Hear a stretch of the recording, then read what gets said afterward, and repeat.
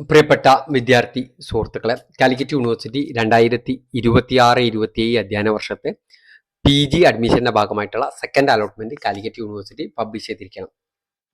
ഇതിൽ second allotment എന്ന് കാണാം. അതിൽ ക്ലിക്ക് ചെയ്ത് നിങ്ങളുടെ ക്യാപ് സെക്യൂരിറ്റി കീയും കൊടുത്ത് ലോഗിൻ ചെയ്തിട്ടാണ് നിങ്ങൾ അലോട്ട്മെന്റ് പരിശോധിക്കേണ്ടത്.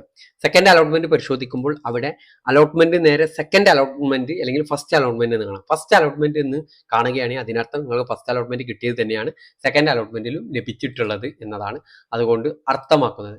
ആ രീതിയിൽ നിങ്ങൾക്ക് അലോട്ട്മെന്റ് പരിശോധിക്കാൻ സാധിക്കുന്നതാണ്.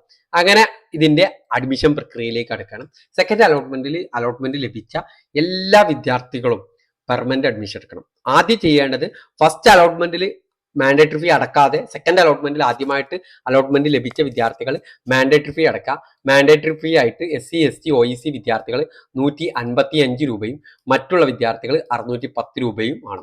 അവിടെ മാൻഡേറ്ററി ഫീ എന്ന് കാണാം. ആ ആളുകൾ മാൻഡേറ്ററി ഫീ അടച്ചാൽ മതി. ഓക്കെ. രണ്ടാമതായിട്ട് നിങ്ങൾക്ക് മാൻഡേറ്ററി ഫീ അടക്കാനുള്ള അവസാന സമയം ഈ വരുന്ന ജൂൺ 30 വൈകുന്നേരം 4 മണി വരെയാണ് മാൻഡേറ്ററി ഫീ അടക്കാനുള്ള സൗകര്യം. ആ സമയത്തിനുള്ളിൽ നിങ്ങൾ കോളേജിൽ പോയിട്ട് ജൂൺ 30 വൈകുന്നേരം 4 മണിക്കുള്ളിൽ കോളേജിൽ പോയിട്ട് പെർമനന്റ് അഡ്മിഷൻ എടുക്കേണ്ടതുണ്ട്. പെർമനന്റ് അഡ്മിഷൻ രണ്ട് രീതിയിൽ എടുക്കാം. ഒന്ന് ഹയർ ഓപ്ഷൻ നിലനിർത്തിക്കൊണ്ട് പെർമനന്റ് അഡ്മിഷൻ എടുക്കാം. ഒന്ന് ഹയർ ഓപ്ഷൻ ഡിലീറ്റ് ചെയ്തുകൊണ്ട് പെർമനന്റ് അഡ്മിഷൻ എടുക്കാം. ഹയർ ഓപ്ഷൻ ഡിലീറ്റ് ചെയ്തിട്ട് പെർമനന്റ് അഡ്മിഷൻ എടുക്കുന്നവർക്ക് പിന്നീടുള്ള തുടർ അഡ്മിഷൻ പ്രക്രിയയിലുണ്ട്. നിങ്ങൾക്ക് ഇഷ്ടപ്പെട്ട ഒരു കോളേജ് ആണെങ്കിൽ ഹയർ ഓപ്ഷൻ നിലനിർത്തിക്കൊണ്ട് നിങ്ങൾക്ക് പെർമനന്റ് അഡ്മിഷൻ എടുക്കാം. ഫസ്റ്റ് ഓപ്ഷൻ കിട്ടിയവർക്ക് പിന്നെ ഹയർ ഓപ്ഷൻ ഇല്ല. അതുകൊണ്ട് അവരും ആ രീതിയിലാണ് അവരുടെ അഡ്മിഷൻ. അവർ സ്ഥിരമായിട്ട് ഒരു കോളേജിൽ ആയിരിക്കും.